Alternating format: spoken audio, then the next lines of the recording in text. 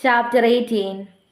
After these things, Paul departed from Athens and came to Corinth, and found a certain Jew named Aquila, born in Pontus, Lelica from Italy, with his wife Priscilla, because that Claudius had commanded all Jews depart from Rome, and came unto them.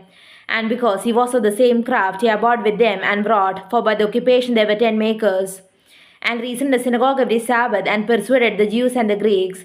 And when Silas and Timotheus were come from Macedonia, Paul was pressed in the Spirit, and testified to the Jews that Jesus was Christ. And when they opposed themselves and blasphemed, he shook his raiment, and said unto them, Your blood be upon your own heads, I am clean. From henceforth I will go unto the Gentiles. And he departed thence, and entered into a certain man's house named Justus, one that worshipped God, whose house joined hard to the synagogue. And Crispus, the chief ruler of the synagogue, believed on the Lord with all his house, and many of the Corinthians hearing believed, and were baptized.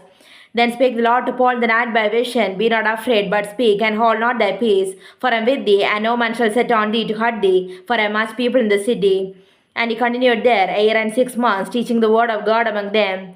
And when Gallio was deputy of Achaia, the Jews made insurrection with one accord against Paul, and brought him to the judgment seat, saying, This fellow persuadeth men to worship God, contrary to the law.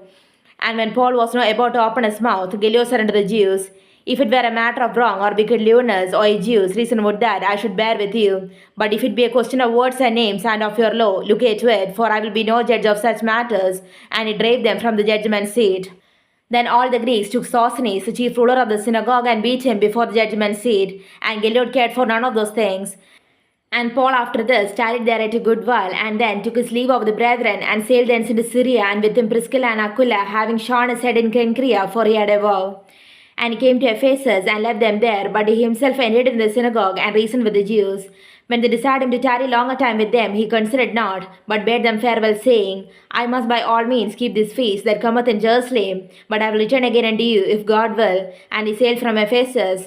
And when he had landed at Caesarea and gone up and saluted the church, he went down to Antioch.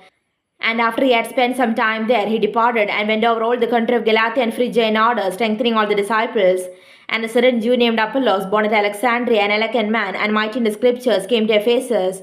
This man was instructed in the way of the Lord, and being fervent in the Spirit, he spake and taught diligently the things of the Lord, knowing only the baptism of John. And he began to speak boldly in the synagogue, whom when Aquila and Priscilla had heard, they took him unto them, and expounded unto him the way of God more perfectly.